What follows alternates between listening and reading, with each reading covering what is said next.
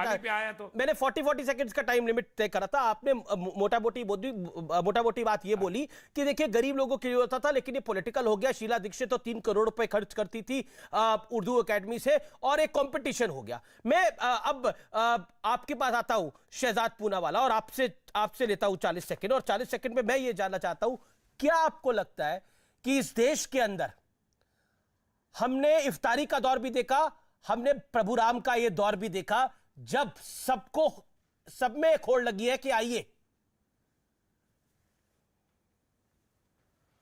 जी अमीश जी, सबसे पहले तो मैं आपके तमाम लाखों दर्शकों को अपनी ओर से ढेरों शुभकामनाएं देता हूं छोटी दिवाली की और कल दिवाली की। और मैं इससे शुरू करूंगा कि वो सियासत में रवादारी है, समझता है।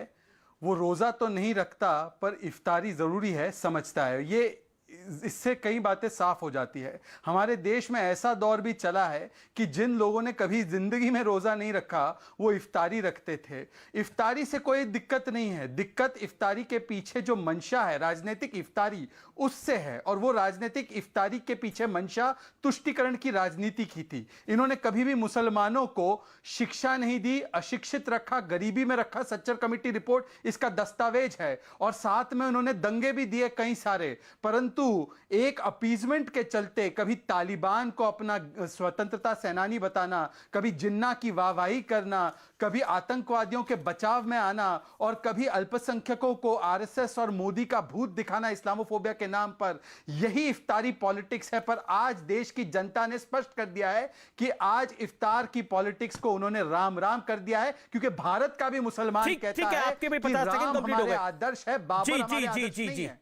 ठीक है, अब मैं रुक करता हूं मौलाना साजिद रशीदी का। मौलाना साजिद रशीदी, आपने तो बोला कि ये फजूल की खर्ची है, ये पैसे की बर्बादी है। क्यों इफ्तारी पैसे की बर्बादी नहीं थी? देखिए, हमने तो जिस वक्त इफ्तारी होती थी उस इफ्तारी का भी हमने सपोर्ट नहीं किया। हम नहीं मानते थे कि इफ्तारी करना भी अच्छा है। सरकारी पैसे से अगर इफ्तारी हो वो भी गलत है, और सरकारी पैसे से अगर दीप जलाए जाएं तो वो भी अच्छा नहीं है। अब आप बताइए, 9.5 लाख दीप जलाए जाएंगे, अगर एक दीप 10 रुपए का भी लगाया जाए तो ये करोड़ों रुपए का नुकसान जो हो रहा है, ये गरीब जनता को जो जाना था ये दीप पर खर्च हो रहा है, मजहब के नाम पर खर्च हो रहा है। क्या हमारे संविधान में ऐसी कोई संस्था है या ऐसा कोई क्लॉज है? तो आपको क्या लगता है? नहीं, मजहब के नाम पर नहीं, पैसा खर्च आपको कर क्या सकती लगता है? आपको लगता है ये दीप जलाना फिजूल खर्ची थी? वो जो इफ्तारी के अंदर कबाब आते थे, चिकन टिक्का आता था, और मसाले आते थे उसके अंदर, वो सस्ते आते थे, तो सरकारी पैसे से खर्च होते थे। तब तो आपने नहीं बोला। मेरी बात नहीं सुनी आपने? नहीं, मैंने आपकी बात को सुना, लेकिन मैंने आपको बोलते हुए नहीं सुना। मैंने आपको ये तो बोलते हुए सुना कि भगवान राम का मंदिर जो है वो हम तुड़वा देंगे। मैंने आपको ये तो बोलते हुए सुना कि दिवाली पर जो दिए जल रहे हैं, जो सरकार चला रही है, वो गलत है। लेकिन मैंने कभी आपको नहीं ये कहते हुए सुना कि इफ्तारी गलत है जो नेता करते थे। मैंने हिंदी में बोला है। हाँ, आपने हिंदी में बोला है कि इफ्तार भी गलत था। आप किसी भी जुबान में बोलिए, उर्दू में बोलिए, हिंदी में बोलिए, अगर आप समझ नहीं पा रहे, मैं दोबारा कह देता हूं कि हम इफ्तार को भी अच्छा नहीं बोलने से क्या होता है? हम दीपावली में दिए जलाने को भी अच्छा नहीं मानते। कब बोला था आपने?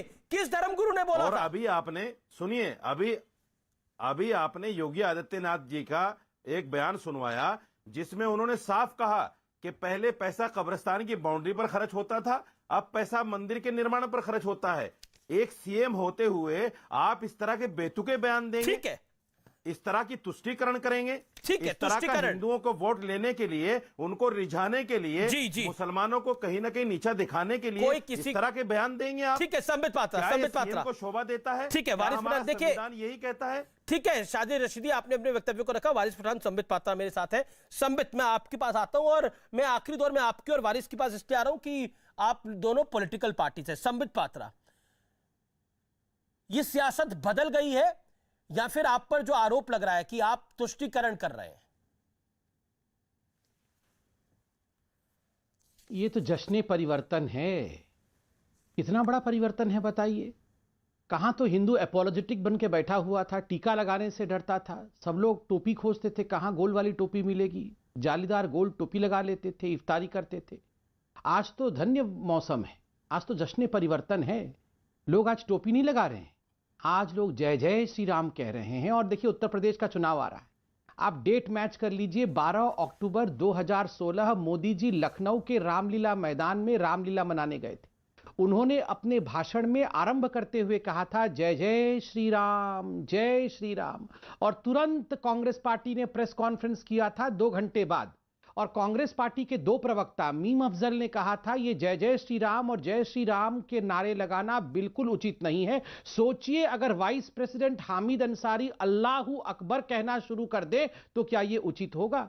प्रमोद तिवारी जो कि प्रियंका गांधी के बहुत नजदीक माने जाते हैं, उन्होंने कहा था यह कम्युनल स्लोगन है जो प्रधानमंत्री नरेंद्र मोदी जी ने लखनऊ में दिया है। 2017 में क्या हश्र हुआ आपने कांग्रेस का देखा था, सीटें नहीं मिली उनको। यही वो कांग्रेस पार्टी है, यही वो लोग हैं जो आज पैरेल में बैठे हैं, जो कह रहे थे राम मंदिर की सुनवाई को 2019 के बाद तक टाल दिया जाए, सुनवाई तक नहीं होनी चाहिए। आज कह रहे हैं कि रेप्लिका बनाएंगे। ये अरविंद केजरीवाल जी की नानी मां कितनी नाराज थी, मैंने नानी मां का वीडियो देखा है।